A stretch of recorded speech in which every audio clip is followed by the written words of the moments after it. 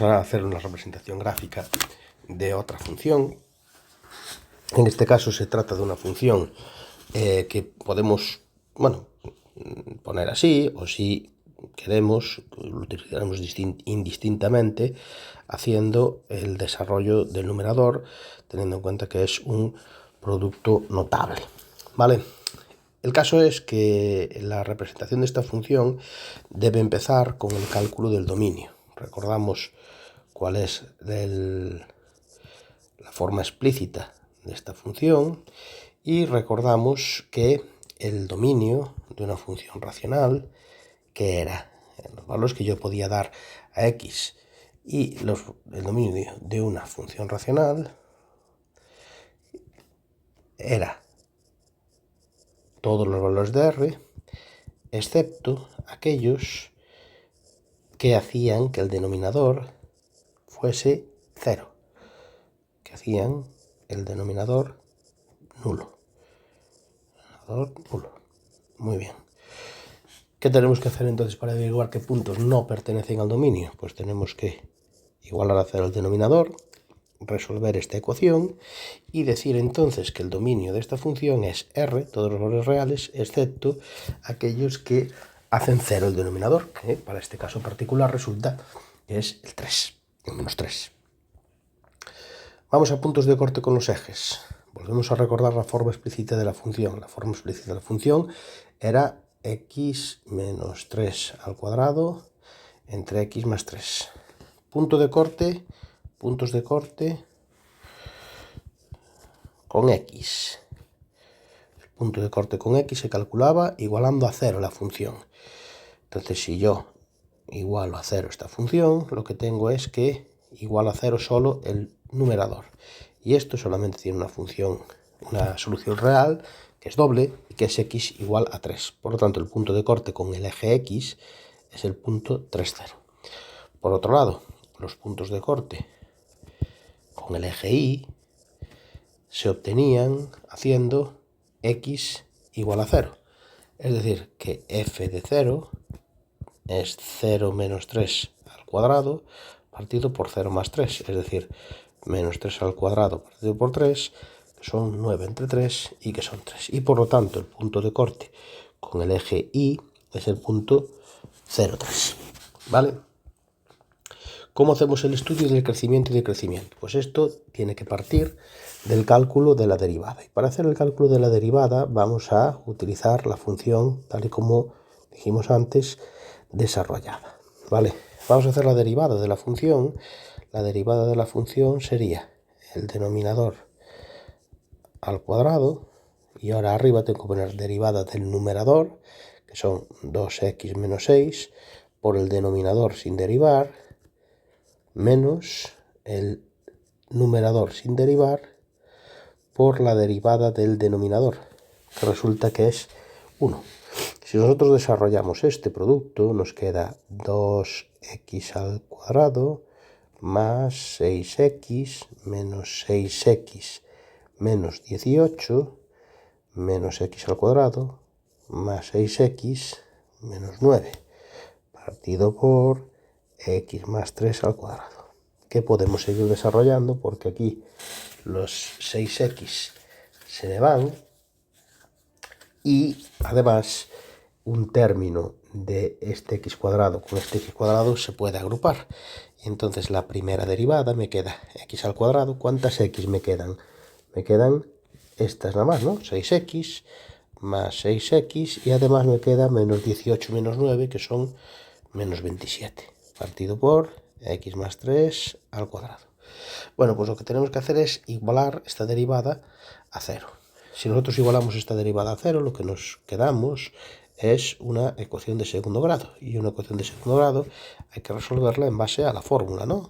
A menos b más menos raíz cuadrada de b al cuadrado menos 4 por a por c y partido por 2a. Es decir, menos 6 más menos la raíz esa que aparece ahí, son 6 al cuadrado más 4 por 27, que son 144, que tiene una raíz que es 12, partido por 2, y entonces ahora vamos a tener dos soluciones. ¿Qué dos soluciones tenemos aquí? La solución con el signo más, que es menos 6 más 12 partido por 2, que son 6 entre 2, que son 3, y otra, menos 6 menos 12, que son menos 18 entre 2, que resulta que son menos 9.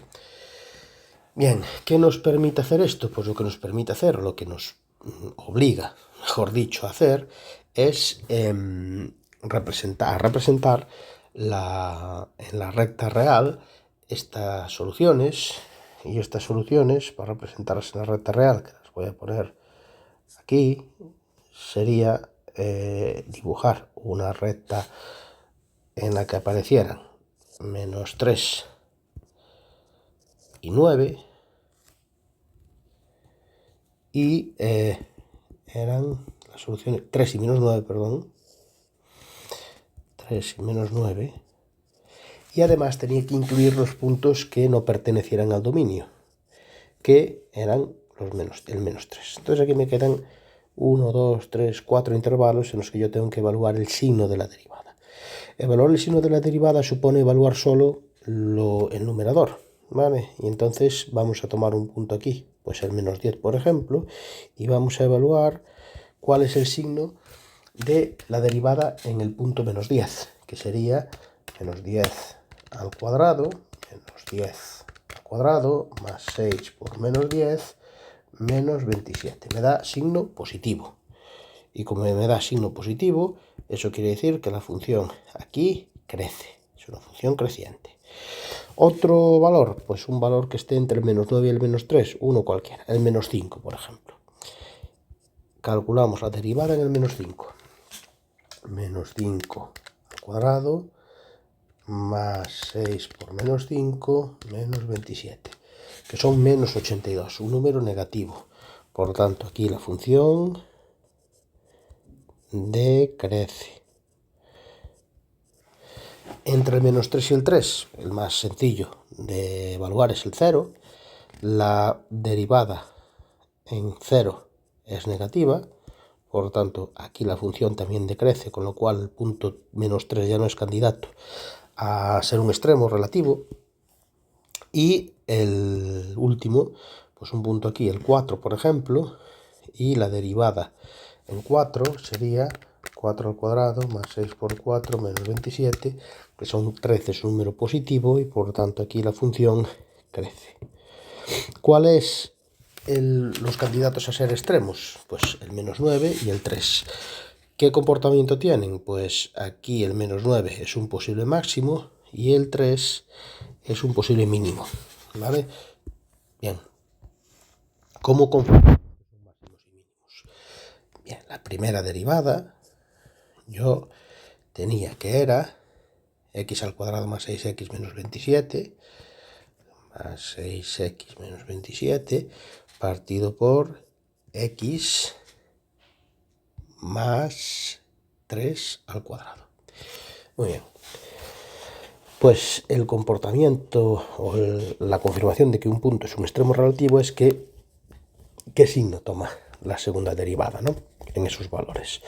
¿Cómo calculamos la segunda derivada de la función? Pues lo que vamos a hacer es, vamos a derivar la primera derivada. Sería denominador al cuadrado, y ahora derivada de lo de arriba, del numerador, 2x más 6, por el denominador sin derivar, x más 3 al cuadrado, menos el numerador sin derivar, x al cuadrado más 6x menos 27, por la derivada del denominador, 2 por x más 3. Sacamos factor común, x más 3 en el numerador, x más 3 que multiplica a 2x más 6 por x más 3, menos, y ahora aquí me queda 2 por x, y vamos a poner eso factorizado, ¿vale? Eso lo habíamos resuelto, tenía dos soluciones que eran 3 y menos 9, entonces lo vamos a poner así, como x menos 3 por x más 9, ¿vale? Simplemente por una razón de comodidad, entre x más 3 elevado a 4. Simplificamos eso y me queda que la segunda derivada es, bueno, pues si yo saco factor común aquí, 2 en el primer producto de esos dos paréntesis, me queda 2 que multiplica a x más 3 por x menos 3 menos 2 que multiplica a x menos 3 por x más 9. Vale. Dividido entre x más 3 elevado al cubo. Y ahora voy a sacar factor común 2x menos 3 arriba. 2 por x menos 3 que multiplica a x más 3 menos x más 9 dividido entre x más 3 al cubo. Esta operación que está aquí entre llaves se puede hacer. Una x con una x se me van y me queda 3 menos 9, que son menos 6. Y entonces esta función queda muy sencilla. Esta segunda derivada queda que el menos 6 este sale multiplicando para afuera, me queda menos 12 por x menos 3 partido por x más 3 elevado al cubo. Bien, ¿yo qué tenía que evaluar? Yo lo que tenía que evaluar era cuál era el signo de la segunda derivada en menos 9. Es decir, tengo que mirar cuánto da al sustituir menos 9 en la segunda derivada. Entonces, menos 12 por menos 9 menos 3. Entre menos 12 por 9 menos 3. Entre menos 9 más 3 elevado al cubo. Resulta que esto me da un número negativo. Eso es la confirmación de que este punto es la abscisa de un máximo. ¿Y cuáles son las coordenadas del máximo? Menos 9, f de menos 9. ¿Vale? ¿Cuál sería la confirmación de que es un mínimo? Pues si yo evalúo la segunda derivada en 3, menos 12 por 3 menos 3. Vale, resulta que ahí era un punto que yo había tal, me da positivo. Esta es la confirmación de que se trata de un mínimo. ¿Cómo vamos a hacer el estudio de la concavidad y la convexidad? En base a la igualación de la segunda derivada a 0. La segunda derivada yo había calculado que era esto, ¿no? 12 por x menos 3 entre x más 3 elevado al cubo. Vale, ¿qué tengo yo aquí entonces? Pues lo que tengo aquí entonces es que si yo igualo la segunda derivada a 0, lo que me sale es que, y esto es lo mismo que igualar solamente el numerador a 0, me sale que x es igual a 3. Tengo que hacer el estudio de la función en evaluando la recta en este valor y además en el valor en el que se anuló o que eliminamos el dominio, ¿no? En el que se anula el denominador. Entonces aquí me quedan dos intervalos, el primero, el segundo y el tercero, donde tomaré un punto en cada uno y evaluaré cuál es el signo de la segunda derivada. En el menos 6, por ejemplo, en el menos 6 me queda menos 12 por menos 6 menos 3 entre menos 6 más 3 elevado al cubo, que son menos 4, un número negativo. Esto quiere decir que aquí la función es cóncava. Vale, el 0, si yo hago la segunda derivada en 0, lo que obtengo es que me queda un número positivo. Esto quiere decir que la función es convexa aquí. Y en el 4, un punto que esté a la derecha del 3, si yo hago la segunda derivada en 4, ¿cuánto me da? Pues menos 12 por 4 menos 3 entre 4 más 3 elevado al cubo, lo que me importa no es el valor sino el signo, me da un número negativo, con lo cual aquí la función es cóncava. ¿Vale? Bien. El punto x igual a menos 3 no puede ser un punto de inflexión porque no pertenece al dominio, entonces aquí el punto de inflexión que nosotros tendríamos, el único candidato que tendríamos al punto de inflexión es el valor de x igual a 3. ¿Y cuáles serían las coordenadas de este punto de inflexión? Pues sería 3, f de 3. Si recordamos cuál era la forma explícita de la función tenía, o era, f de x igual a x menos 3 al cuadrado partido por x más 3. Entonces f de 3 es 0, que que de hecho era un punto de corte, es decir, que tenemos un punto de inflexión en el 3, 0. Vamos con el estudio de las asíntotas. La función, recordamos que tenía esta forma, ¿no? X menos 3 al cuadrado partido por X más 3, ¿no? Es decir, que vamos a escribirla aquí otra vez. F de X igual a X menos 3 al cuadrado partido por X más 3. ¿Qué es una asíntota horizontal? Una asíntota horizontal es el límite cuando x tiende a más o menos infinito de f de x. En este caso, como el grado del numerador es 2, grado del numerador resulta que es 2 y el grado del denominador es 1, al ser mayor el grado del numerador que el grado del denominador, el valor del límite cuando x tiende a infinito de la función es infinito. Y esto tiene como implicación que no existe asíntota horizontal. ¿Cómo hacemos con las asíntotas verticales? Pues son asíntotas verticales aquellos puntos, aquellos valores de x que anulen el dominio. Y nosotros habíamos hecho el dominio y habíamos dicho que el dominio era r menos el menos 3. ¿Esto qué implica? Pues implica que x igual a menos 3 es una asíntota vertical.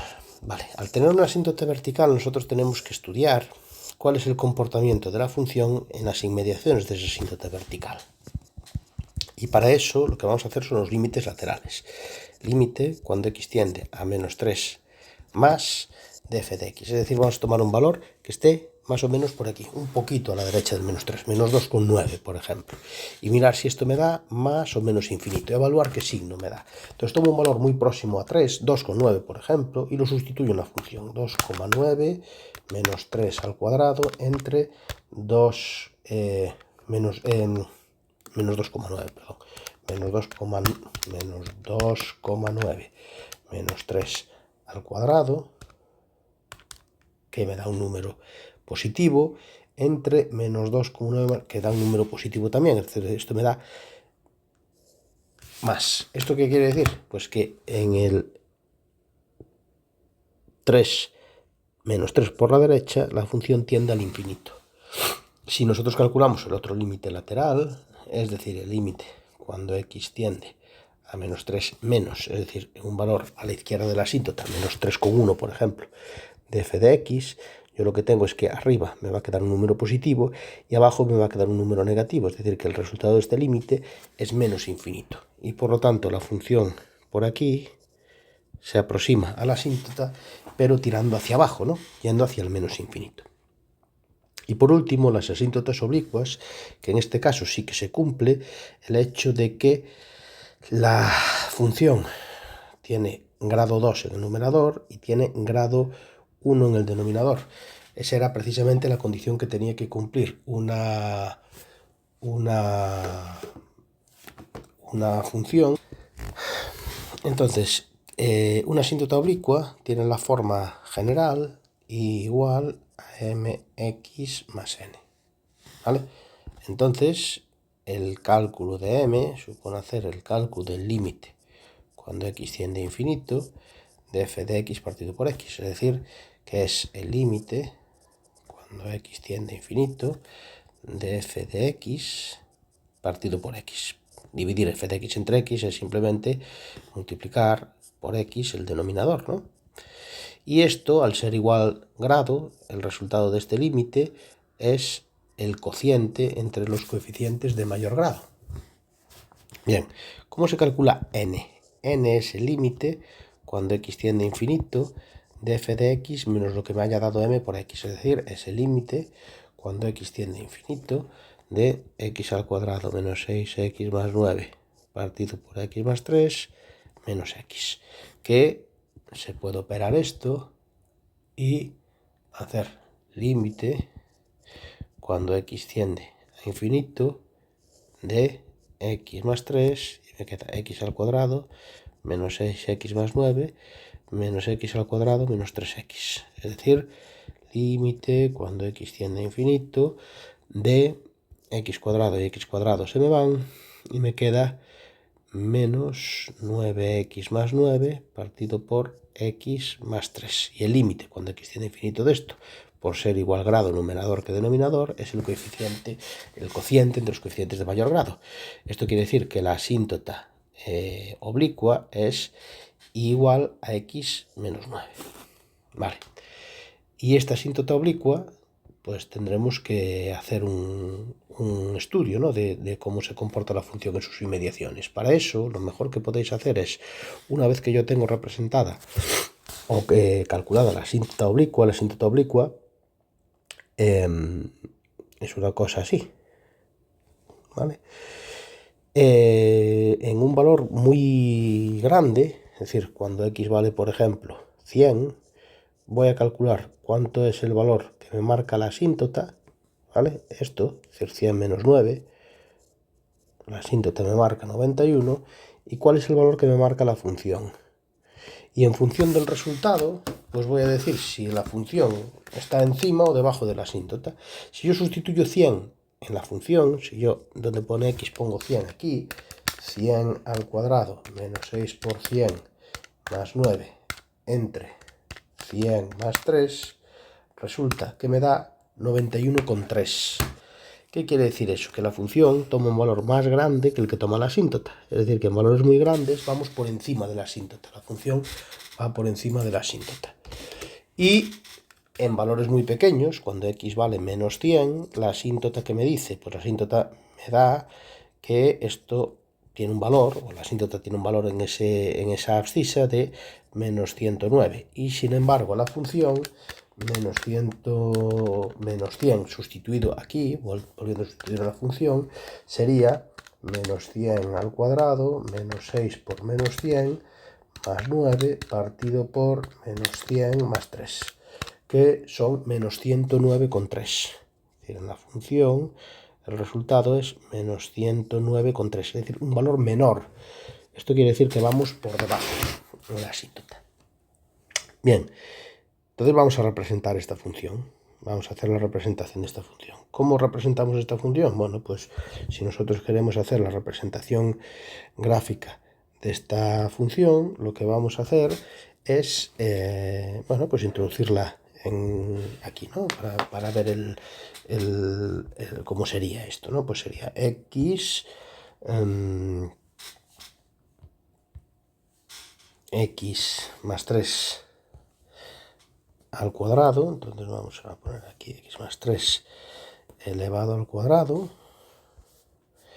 y esto lo vamos a dividir entre x, perdón, esto es x menos 3 elevado al cuadrado, x menos 3 elevado al cuadrado, entre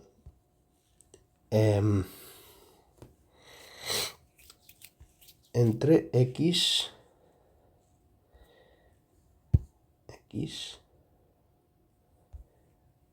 más 3. X más 3 más 3.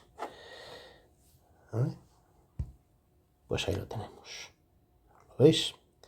Esta es la función. Esta función tiene entonces una asíntota oblicua que tenemos aquí, que es la recta igual a x menos 9, y como vemos, cuando vamos muy hacia la derecha vamos por encima de la asíntota, cuando vamos muy hacia la izquierda, valores de x muy pequeños, vamos a la izquierda. ¿Qué más tenemos? Tenemos una asíntota horizontal que era igual a 0. Perdón, una asíntota vertical que era x igual a menos 3. No tenemos una asíntota horizontal. Tenemos una asíntota vertical que es x igual a menos 3. Y sabemos o vimos que cuando estamos en 3 por la izquierda tendía a menos infinito, y cuando estamos en 3 por la derecha tendía a más infinito. Además teníamos unos puntos que eran máximos y mínimos, que los habíamos calculado, que eran el 3, 0, y el menos 3, no me acuerdo, no recuerdo exactamente cuál era el valor, pero pues los tenemos aquí, ¿no? Puntos máximos y mínimos, y además la curvatura que habíamos obtenido del estudio de la segunda derivada.